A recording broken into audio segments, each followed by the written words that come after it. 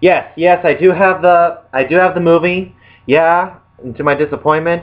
But I have to read this that it says on the box, this little sentence here. It says, easily the strongest American film since Mystic River. David Denby, yep, from the New Yorker said that.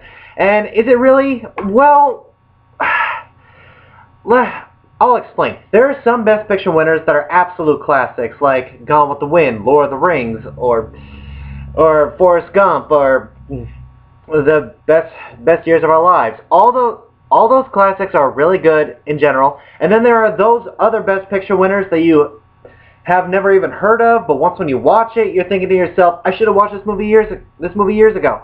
This is a really good film. There is a lot of great films like that, and then there are the Best Picture winners that are, well, they're okay to watch, but it's not really going to be your favorite. And then there are those that you could say, alright, I watched it once, I'm probably never going to watch this movie ever again.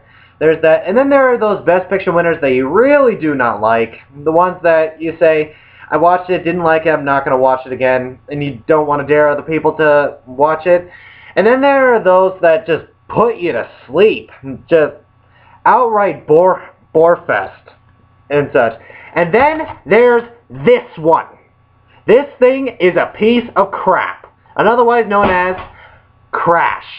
Crash is a 2005 Best Picture winner, and it won against Brokeback Mountain because apparently Hollywood was not keen on gay relationships at the time, so they decided to go for racist relationships, I guess, because that's really what this movie is about. Because I can't figure out what the heck this movie is even about. I mean, Sandra Bullock is in it, Brendan Fraser is in it, the two War Machines, yeah, War Machine 1, War Machine 2, from the Iron Man movies, they are in this movie as well, and when they are bad in it, you gotta run, folks. Run for your damn lives.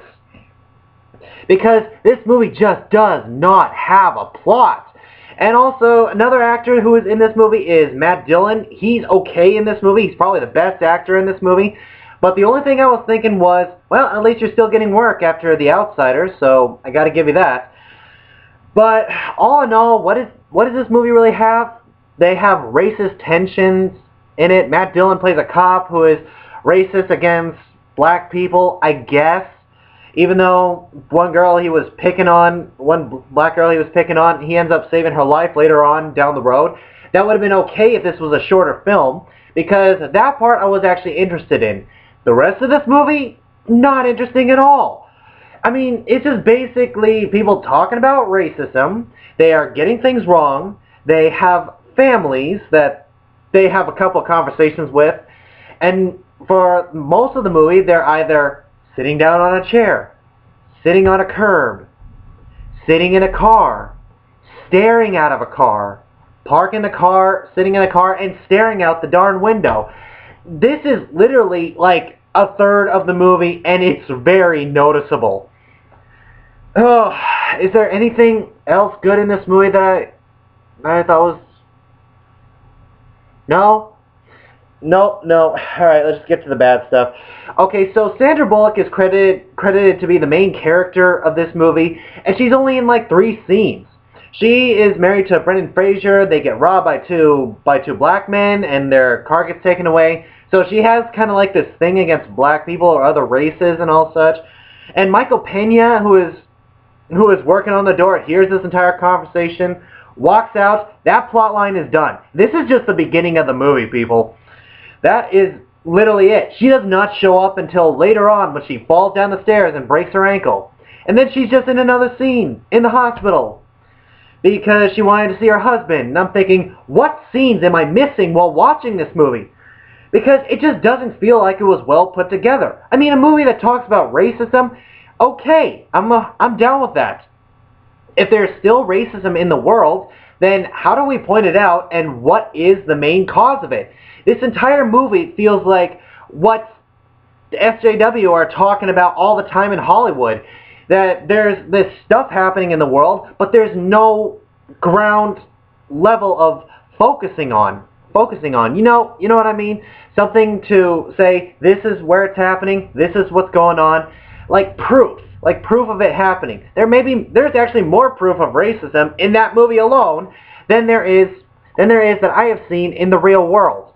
But it's just not enough. You know what I mean? It's basically the entire movie is, yeah, there's racism in the world. That sucks. How do we solve it? I don't know. This movie doesn't really give a defining answer. In fact, there's like more misjudging and more misleading in this movie than I can really count. That by the time that most of these stories wrap up, you're thinking, what did I miss? What is going on that got me from point A to point D? What's BC? What's BC? What's in the middle of this? I don't know. I don't know where we got to this. Anyway, I think you already know what the rating for this movie is. It is literally the worst Best Picture winner I have ever seen. I have watched it several times, tried to find one good thing in this movie. There isn't one. I hated this movie. I am probably never going to watch it again. This movie is the epitome and also the crowning jewel out of all the Best Picture winners. It is the #1 in the trash department. So guys, Crash, have you seen it? What did you think about it? Whatever you thought, comment below, let me know, and I'll see you in the next video.